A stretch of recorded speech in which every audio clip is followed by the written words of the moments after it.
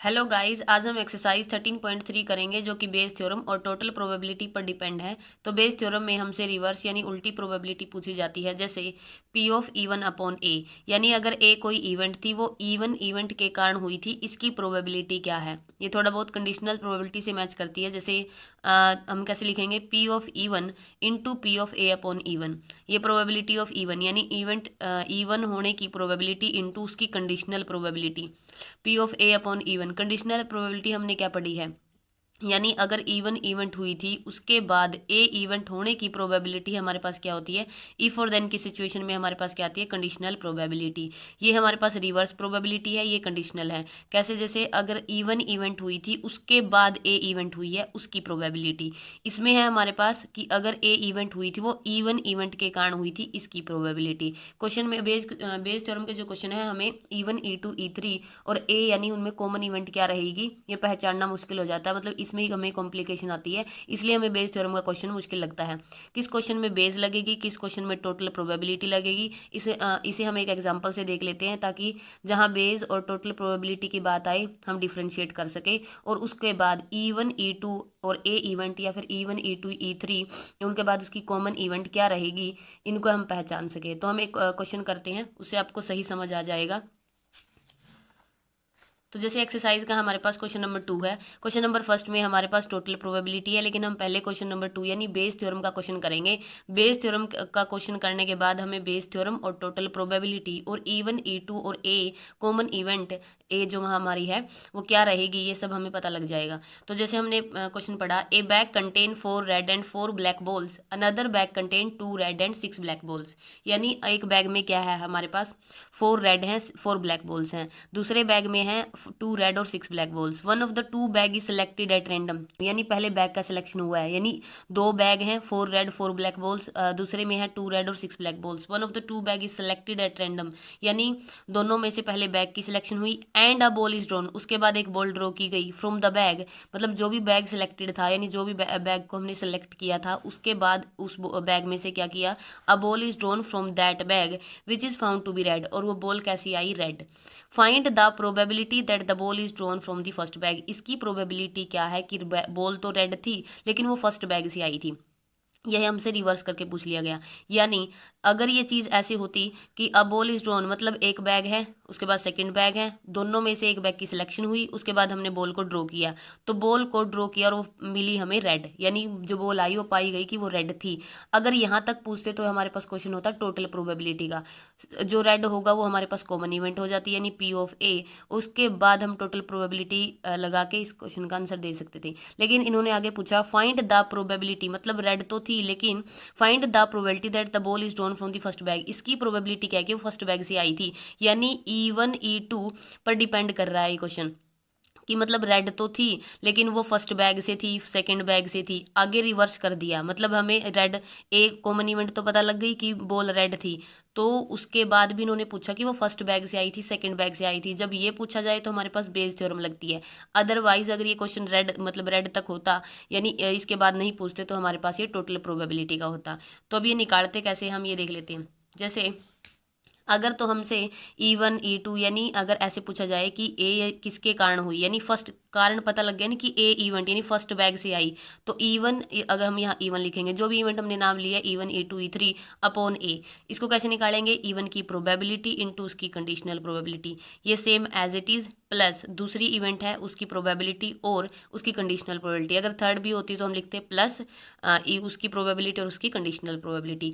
Total probability हम कैसे निकालते हैं, अगर ये रेड तक होता तो पी ऑफ ए, यानी इसका सिर्फ डिनोमिनेटर यूज़ होता, न्यूमिनेटर नहीं। तो जो भी अगर E1 अपॉन ए की बात करें तो बेस का क्वेश्चन है, यानी ए इसके अगर इसका कारण पूछे कि ये इसकी वजह से हुई है तो हमारे पास बेस आएगी, अदरवाइज टोटल प्रोबेबिलिटी। तो हम ये एग्जांपल देखते हैं। तो इन्होंने क्या बोला, अब देखो पहले बॉल ड्रॉ की गई, अब हमें मतलब अब बात किसकी आएगी कि E1 इवेंट लेना है या E2 इवेंट लेना है, मतलब कौन से लेने हैं और क्वेश्चन में से कौन सा E1 E2 और कौन सी हमारे पास ए यानी कॉमन इवेंट रहेगी। तो देखो पहले इन्होंने लिखा, पहले हमको पहले हमें 2 बैग दिए गए, उसमें बॉल्स दी गई, one of the 2 bag is selected, आगे लिखा one of the two bag is selected at random and a ball is drawn, मतलब पहले बैग की सिलेक्शन हुई है, क्लियरली मेंशन है one of the two bag is selected eight random and a ball is drawn, मतलब पहले bag की selection की बात आई है, उसके बाद बॉल ड्रॉ की गई है।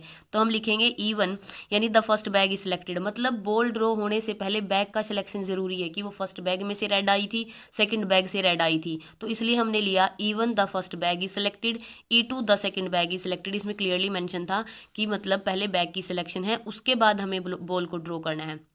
तो इसलिए हमने लिया E1, हो सकता था कि फर्स्ट बैग सेलेक्ट हुआ हो। E2 हमने लिया, हो सकता था कि सेकंड बैग सेलेक्ट किया हो। ए इवेंट यानी कॉमन, क्या बॉल तो ड्रॉ की गई लेकिन वो कैसे मिली, रेड। रेड तो दोनों में, मतलब अगर फर्स्ट बैग सेलेक्ट हुआ था उसके बाद बॉल ड्रॉ करनी थी तो drawn ball is red. Second bag select हुआ उसके बाद भी बॉल ड्रॉ करनी थी। E1 E2 तो आपस में अनकॉमन इवेंट है, मतलब इनका तो आपस में कोई रिलेशन नहीं है कि फर्स्ट बैग सेलेक्ट हुआ, हो सकता था सेकंड बैग सेलेक्ट हुआ, लेकिन ए दोनों में कॉमन है। यानी फर्स्ट बैग सेलेक्ट हुआ उसके बाद भी एक बॉल ड्रॉ की गई और वो रेड मिली। उसके बाद अगर हो सकता था कि सेकंड बैग सेलेक्ट हुआ हो, उसके बाद बॉल ड्रॉ की गई, वो रेड हो। ये दोनों में कॉमन है, यानी ये दोनों इससे मतलब इसके आने उसके इनके होने के बाद ये हो रहा है। तो हमने लिखा P ऑफ E1 यानी E1 की प्रोबेबिलिटी। तो E1 हमारे पास क्या हो जाएगा, the first bag is selected, दो ही बैग हैं तो दोनों में सिलेक्शन की बात की प्रोबेबिलिटी पूछी जाए तो 1/2। जैसे कॉइन पे हमारे पास हेड या टेल होता है, तो हेड और टेल के आने की प्रोबेबिलिटी क्या होती है, इक्वल इक्वल चांस यानी 1/2। तो दो बैग में से एक फर्स्ट बैग आने की प्रोबेबिलिटी 1/2 और सेकेंड की भी प्रोबेबिलिटी 1/2। उसके बाद इसकी कंडीशनल प्रोबेबिलिटी यानी E1/A, मतलब अगर फर्स्ट, उसके बाद हमें करना क्या है, मतलब फर्स्ट बैग अगर सेलेक्ट हुआ था हमने, मतलब E1 इवेंट हम अगर लेके चले हैं, इस सब को भूल के अगर E1 इवेंट हम लेके चले हैं, यानी अगर फर्स्ट बैग सेलेक्ट हुआ था उसके बाद बॉल ड्रॉ की गई है, मतलब अगला काम क्या है, फर्स्ट बैग सिलेक्शन के बाद बॉल ड्रॉ करना, लिखा था ना and a ball is drawn. अगर बैग सेलेक्ट हुआ मतलब one of the two bag is selected then a ball is drawn, तो हमने बैग को सेलेक्ट किया उसके बाद बॉल ड्रॉ की गई।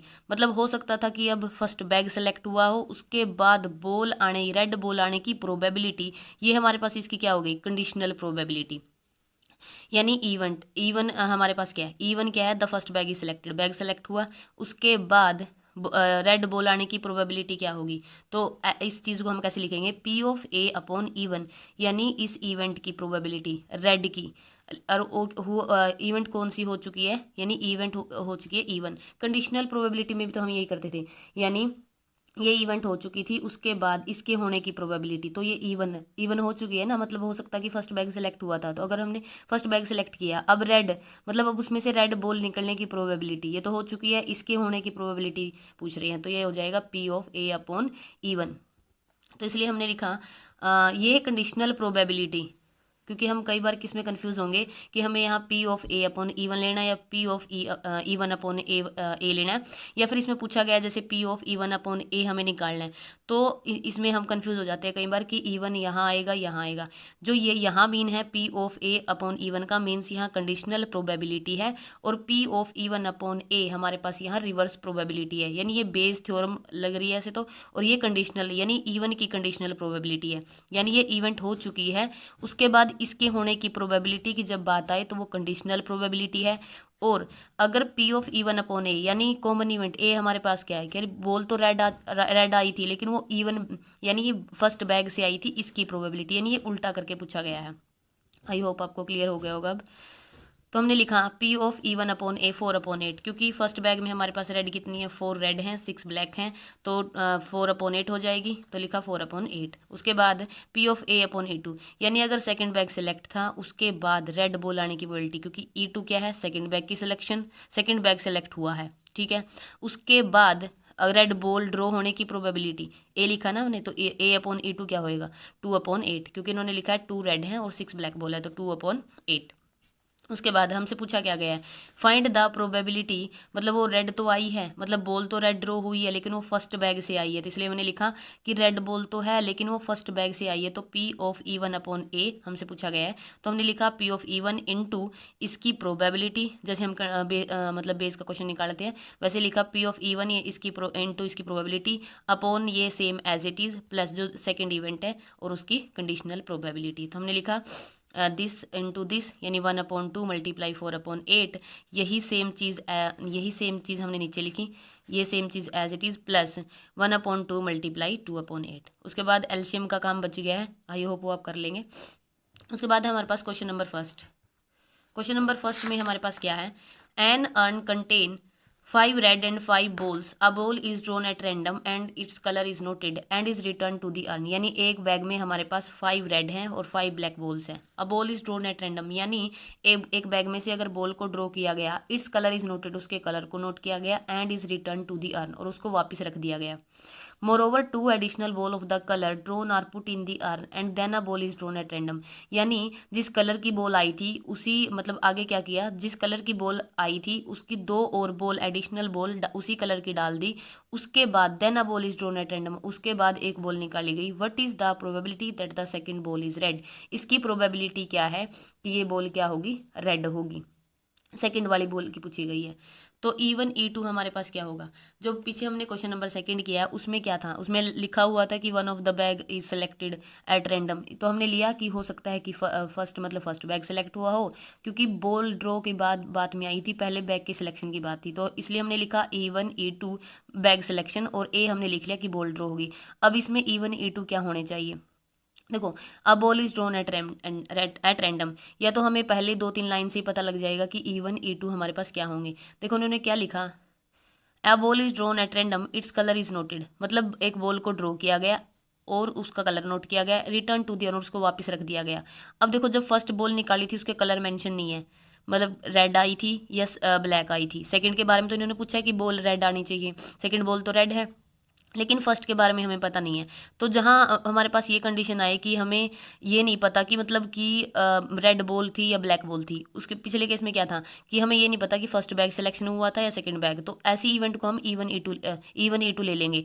क्यों E1 E2 हमारे पास क्या होती है, अनकॉमन, या हो सकता है कि फर्स्ट बॉल रेड हो और E2 हो सकता है कि हमारे पास फर्स्ट बॉल रेड ना हो। तो ऐसी इवेंट हमारे पास क्या होगी, अनकॉमन, मतलब इनके आपस में तो कोई रिलेशन नहीं है, मतलब ये रेड है तो ये नोट रेड है, वो या तो फर्स्ट बैग सेलेक्ट था या तो सेकंड बैग सेलेक्ट था। ए हमारे पास क्या होती है, कॉमन इवेंट, तो जैसे हमें पता लगे कि जहाँ ये हो जाए कि ये हो सकता है या तो ये हो सकता है, मतलब या तो बॉल रेड थी या तो ब्लैक थी, तो ऐसी इवेंट को हम E1 E2 लेंगे। कॉमन इवेंट हमें आगे जब हम पढ़ेंगे तो हमें कॉमन इवेंट भी क्लियर हो जाएगा। तो देखो हमने क्या लिखा, E1 हमारे पास हो सकता है कि इन्होंने लिखा था ball is drawn at random, हमें कलर का नहीं पता था, तो E1 यानी first ball drone is red, E2 first ball drone is not red, मतलब हो सकता है कि फर्स्ट बॉल रेड ना आई हो। क्यों, क्योंकि अगर रेड नहीं आई थी तो ब्लैक आई होगी, और ब्लैक की फिर 2 एडिशनल बॉल और डालनी इन्होंने आगे मेंशन किया है, तो हमने E1 E2 लिए। ए हमारे पास क्या है, ए हमारे पास है सेकंड बॉल इज रेड, इन्होंने पूछा है what is the probability that the second ball is red. अब क्योंकि सेकंड बॉल इज रेड की प्रोबेबिलिटी पूछी गई है, अगर ये लिखते what is the probability that the second ball is red given that first ball is red, मतलब जैसे इन्होंने हमारे पास सेकंड क्वेश्चन में क्या लिखा कि मतलब रेड तो मिली, इसकी प्रोबेबिलिटी क्या है कि वो फर्स्ट बैग से आई थी, ठीक है, मतलब यहाँ तक नहीं छोड़ा, इन्होंने बोला कि वो फर्स्ट बैग से आई थी, रेड तो आई थी लेकिन वो फर्स्ट बैग से आई थी। अब ये अगर ये यहाँ बोलते कि सेकंड बॉल तो रेड है और फर्स्ट भी, यानी उसकी प्रोबेबिलिटी क्या है कि फर्स्ट बॉल भी रेड थी, ठीक है, तो ये E1, या फिर ऐसे बोल देते कि सेकंड बॉल रेड आई है और फर्स्ट जो ड्रॉ की थी वो ब्लैक थी, तब तो ये E1 E2 पर डिपेंड करता, ठीक है। तो जब ये ऐसा ऐसी कंडीशन आए तो हम मतलब E1 E2 से इसका कोई लेना देना नहीं है, मतलब सेकंड बॉल रेड है, इन्होंने नहीं बताया कि E1 मतलब E1 हमारे पास रेड थी या नहीं थी, मतलब E1 E2 का कोई वो नहीं किया, तो हमारे पास टोटल प्रोबेबिलिटी लगेगी। अब क्योंकि E1 E2 में अगर फर्स्ट बैग सेलेक्ट था सेकंड बैग सेलेक्ट था, मेंशन कर दिया लास्ट में कि फर्स्ट बैग से आई थी, तो हमारे पास बेस थ्योरम लगेगी। तो हमने ए हमारे पास क्या हो गया, सेकंड बॉल इज रेड। अब इवन इवेंट की प्रोबेबिलिटी क्या है, first ball drawn is red, first ball हमारे पास अर्न में 5 रेड हैं, टोटल 5 रेड हैं और 5 रेड है 5 ब्लैक है, तो 5/10। अब इसकी कंडीशनल प्रोबेबिलिटी क्या होगी, यानी रेड बॉल तो थी, यानी अगर फर्स्ट बॉल रेड थी उसके बाद सेकंड बॉल रेड आए, क्योंकि अब क्या हो गया, पहले कलर नोट किया गया उसके बाद 2 एडिशनल बॉल और डाल दी, यानी पहले 5 थी तो अब 7 होगी ना, रेड रेड अब की बार 7 होगी। अगर इवन मतलब अगर इवन इवेंट हुई थी, यानी अगर रेड बॉल आई थी उसके बाद रेड आने की प्रोबेबिलिटी क्या होगी, 7/12, 2 एडिशनल बॉल रेड कलर की डालती तो टोटल में हमारे पास, यानी रेड में 5 थे तो 7 हो गई, टोटल हमारे पास 12 होगी, 5 5 10 और 2 एडिशनल वाली 12। E2 हमारे पास क्या है, ब्लैक भी हमारे पास 5 है तो 5/10 हो जाएगा। उसके बाद P/A/E2, इसकी यानी अगर तो रेड बॉल नहीं आई थी तो इसका मतलब ब्लैक आई थी, लेकिन ब्लैक आने के बाद भी रेड आने की प्रोबेबिलिटी, तो ब्लैक आई थी तो हमने एडिशनल भी ब्लैक ही डाली होगी, तो रेड तो हमारे पास फिर 5 ही रही, लेकिन टोटल में हमारे पास कितनी हो जाएंगी, 12, ठीक है, ब्लैक वाली टोटल में काउंट हो जाएगी यानी 12। उसके बाद हमसे पूछा गया है पी ऑफ ए यानी टोटल प्रोबेबिलिटी पूछी गई है। तो हम लिखेंगे इसकी मल्टीप्लाई इसके साथ प्लस इसकी मल्टीप्लाई इसके साथ। उसके बाद ये हमने लिख दिया जो जो हमारे पास डाटा कलेक्ट हुआ है। डाटा कलेक्शन की पर भी बात है मतलब बेसिकली इस पे ही बात है हमारी। अगर ये हो गया उसके बाद आप एलसीएम लेके आराम से सोल्व कर सकते हो। तो हमने क्या किया 5/10 दोनों में कॉमन लिया, यहाँ 7/12 प्लस 5/12। 7 और 5 हमारे पास क्योंकि 12 है नीचे तो 12/12 ये कट गया तो 5/10 यानी हमारे पास आंसर आया 1/2। उसके बाद है हमारे पास क्वेश्चन नंबर 3। क्वेश्चन नंबर 3 हमें क्या बोल रहा है, of the student in a college it is known that 60% reside in hostel and 40% are day scholars not residing in hostel। मतलब किसी भी कॉलेज में मतलब 60% बच्चे क्या है जो हॉस्टल में यानी उसके आसपास रह रहे हैं, आसपास के एरिया पीजी वगैरह में रह रहे हैं। And 40% are day scholar, 40% day scholar मतलब हर रोज आते जाते हैं यानी अप डाउन करते हैं। Previous year results report that 30% of all students who reside in hostel attain A grade and 20% of day scholar attain A grade in their annual examination.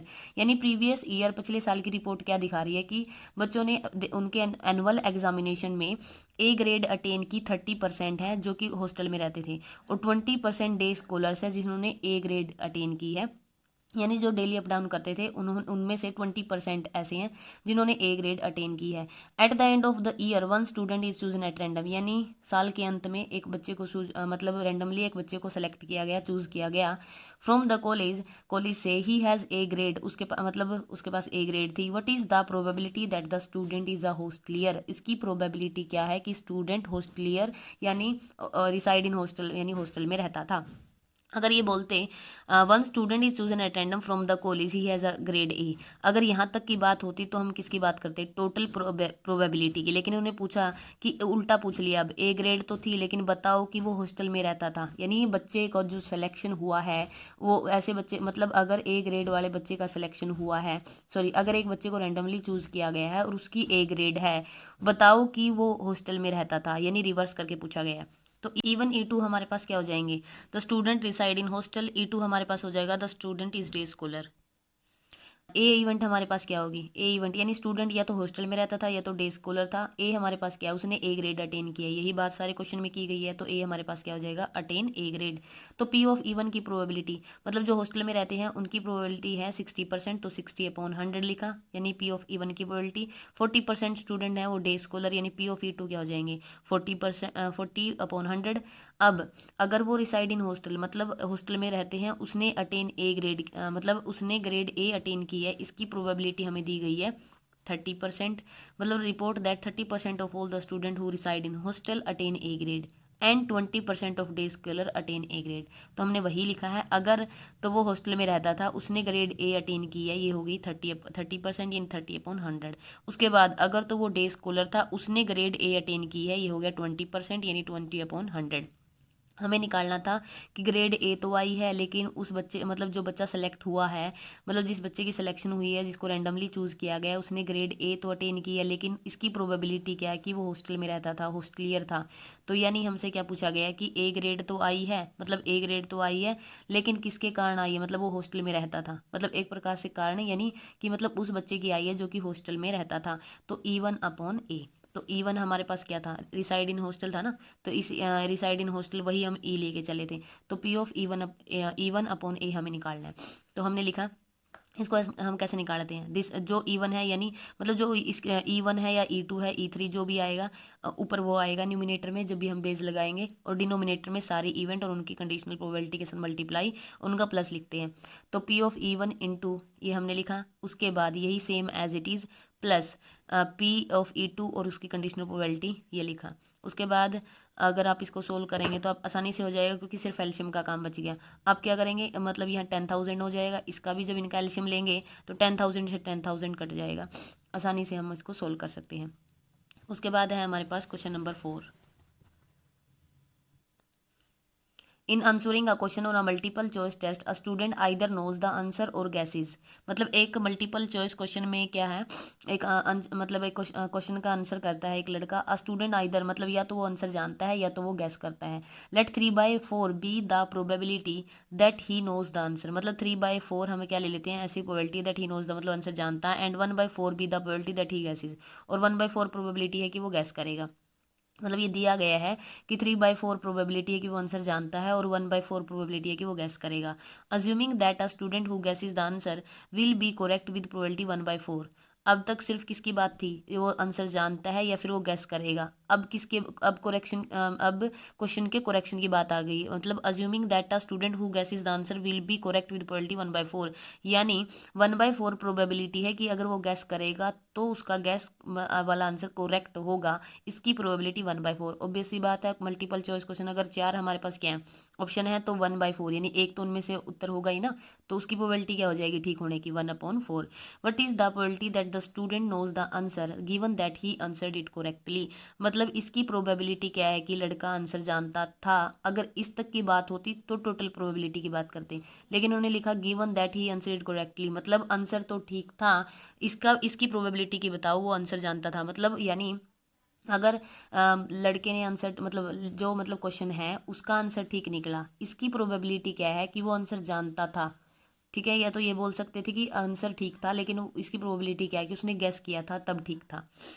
तो हमने E1 E2 क्या हो गए, ऊपर ही मेंशन है कि या तो आंसर जानता है या तो वो गैस करेगा। फिर भी हम क्या लिख लेंगे, जैसे what is the world that he knows the answer, या तो वो आंसर जानता है या तो वो क्या करेगा, मतलब या तो फिर वो गैस करेगा। तो हमने लिखा E1 he knows the answer, E2 हम लिखेंगे ही गैसेस द आंसर। ए हमारे पास क्या हो जाएगा, आंसर इट करेक्टली, क्योंकि मतलब या तो वो आंसर जानता है या तो वो गैस करेगा, उसके बाद आंसर करेक्ट होने की प्रोबेबिलिटी दोनों में कॉमन है। मतलब ये तो एक दूसरे पे इंडिपेंडेंट है ना, या तो वो आंसर जानता है या तो वो गैस करेगा।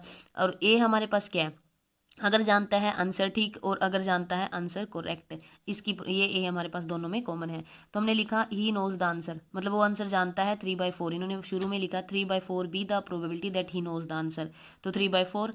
उसके बाद इसकी कंडीशनल प्रोबेबिलिटी, यानी अगर वो आंसर जानता है उसके बाद ठीक होगा, ये बात थी कि वो आंसर जानता है, इसकी प्रोबेबिलिटी 3/4 है।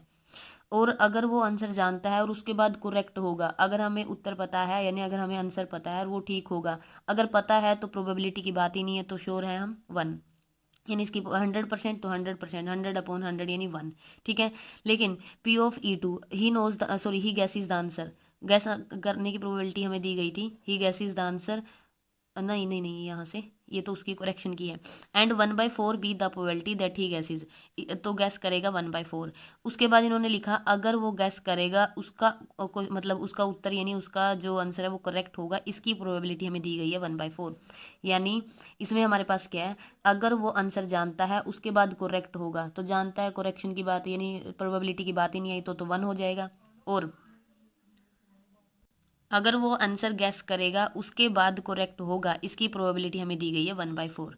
अब हमसे पूछा गया है कि वो आंसर तो करेक्ट करेगा, मतलब आंसर इट करेक्टली, मतलब अगर आंसर तो करेक्ट था उसके बाद इसकी प्रोबेबिलिटी क्या है, मतलब आंसर तो करेक्ट था लेकिन वो करेक्ट क्यों हुआ है, मतलब उसका कारण क्या है, इवन इवेंट यानी कि आंसर जानता है, इसकी प्रोबेबिलिटी हमसे पूछी गई है। यानी आंसर तो करेक्ट है इस, और वो आंसर जानता था, यानी उसने गैस नहीं किया था, वो आंसर जानता था, इसकी प्रोबेबिलिटी पूछी गई है। यानी हमने इवन ली थी ना, ही नोज द आंसर, तो यही उन्होंने पूछा what is the probability that he student knows the answer given that he answer it correctly, मतलब क्वेश्चन का आंसर तो करेक्ट था और उसने मतलब वो आंसर जानता था, इसकी प्रोबेबिलिटी हमसे पूछी गई है। तो इसकी प्रोबेबिलिटी हम कैसे निकालते हैं, इवन इवेंट उसकी कंडीशनल प्रोबेबिलिटी इनटू में, और यही नीचे और इनटू, सॉरी प्लस इन दोनों का इनटू नीचे। तो देखो P(E1) हमारे पास 3/4, A/1 था, और सेम हमने ऐसे लिखा प्लस 1/4 मल्टीप्लाई 1/4, बिल्कुल सिंपल एलसीएम का काम रह गया। ये डाटा कलेक्ट करना ही हमारे पास कॉम्प्लिकेशन सा लगता है हमें। आई होप आपको समझ आ गया होगा।